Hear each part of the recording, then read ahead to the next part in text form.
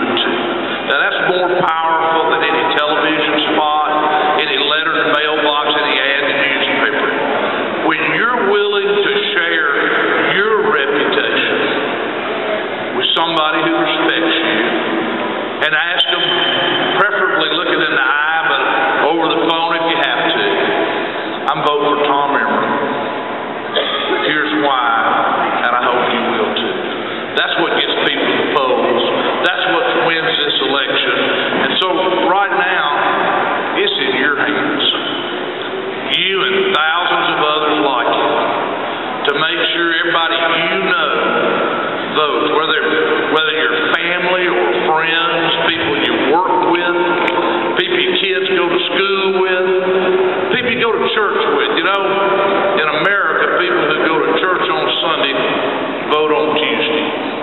And we need to make sure everybody